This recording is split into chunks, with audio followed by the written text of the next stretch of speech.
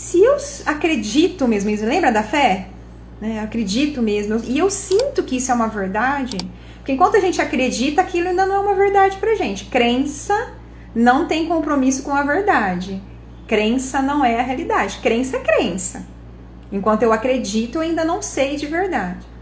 Então, assim, se eu nem acredito, quanto mais sinto que aquilo é uma verdade, que ser suficiente é uma verdade, se eu não sinto que ser suficiente é uma verdade, como que eu vou deixar natural falar ou não falar? Como esse dilema vai ser natural na minha vida? Como esse dilema vai ser leve? Esse dilema, esse medo das consequências, se eu falo ou não falo, esse medo de me responsabilizar pelas consequências do que eu falo, do que eu não falo, pode ter relação na minha sensação de não ser suficiente. Poxa, gente, dá até uma dorzinha, assim, nessa minha crença que eu não sou suficiente. E aí eu considero como uma crença eu dizer que eu não sou o suficiente. Porque se eu tô aqui, eu sou o suficiente, eu só não acredito nisso ainda. E qual o exercício para ser suficiente? Como que eu vou me sentir suficiente se eu nem me conheço? Como que eu vou me sentir suficiente se a maioria das coisas, ou 10% das coisas que seja, que eu vejo de mim,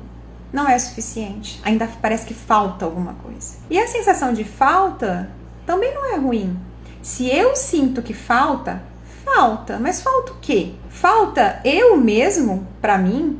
Falta a pessoa? Falta algo da minha história? Ou simplesmente falta algo para eu realmente olhar pra mim? Será que falta uma postura de mim pra mim? Quando eu vou falar com uma outra pessoa e eu percebo que ela não me entende, o que será que está faltando para ela entender? Então, a falta, ela também nos motiva a uma busca. E enquanto a gente sentir essa falta, a falta nos estimula a uma busca, mas muitas vezes a gente busca de maneira inconsciente ou busca simplesmente algo para esconder essa sensação de falta. Não para a gente pegar essa sensação de falta e ir atrás da busca de verdade, falando ou não falando, assumindo as consequências e nos responsabilizando como adulto por qualquer consequência que tenha. Se nós escolhemos, mesmo que seja inconsciente, a consequência é nossa. O não falar também é uma escolha. O falar é uma escolha, o não falar também é uma escolha, mesmo que seja inconsciente. E como que eu torno algo inconsciente consciente? Primeiro, isso é possível, tá, gente? Tornar algo inconsciente consciente. E como eu faço isso? O autoconhecimento é um dos processos com N ferramentas que existem hoje, gente. Eu utilizo algumas, eu utilizo nos atendimentos, nos cursos, mas existem várias. E a principal é você que já tá aí. É a sua história de vida. Você já é um método. O ser humano que você já é um método para você se conhecer, para você sentir, para você se manifestar no mundo, para você falar, para você não falar. Então, é isso que eu quero trazer, essa proposta que eu quero trazer um pouquinho mais de uma outra maneira organizada. Quem já me acompanha sabe que eu já falo disso há algum tempo, falo de autoconhecimento de maneira geral.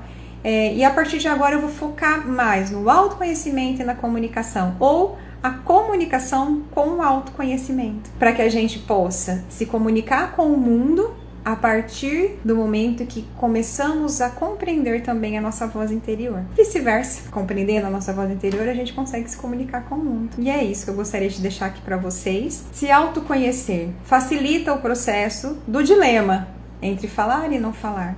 E esse facilitar que eu falo, muitas vezes, não é facilitar a escolha em si. Porque às vezes você vai escolher, mesmo se conhecendo, e na hora que você falar ou não falar, tomar a decisão, você vai perceber que pode acontecer outras coisas que você nem imaginava, ter outras consequências que você nem imaginava.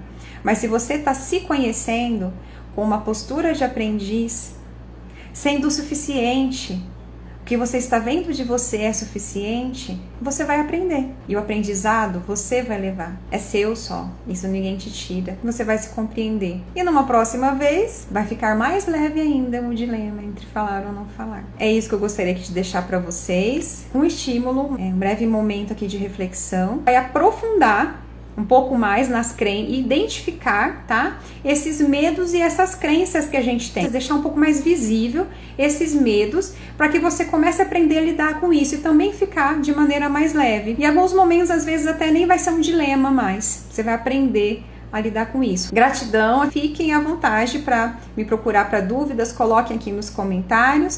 Pode me chamar no direct também e no WhatsApp, que tá lá na link da bio. Espero que eu tenha conseguido me comunicar com vocês.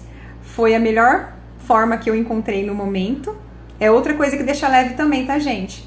O melhor que eu pude fazer, se eu escolhi falar ou não falar, foi o melhor que eu pude fazer naquele momento, de acordo com o que eu sabia para aquele momento. Então, gente, isso tá no dia a dia. Se a gente aprender a conviver, às vezes isso não vai ter nem relevância depois, tá? De um certo tempo, como um sofrimento, como uma coisa que nos atravanca, mas como uma mola que vai nos impulsionar a aprender e a ser o que a gente é. A ser o que a gente é, que é o mais importante.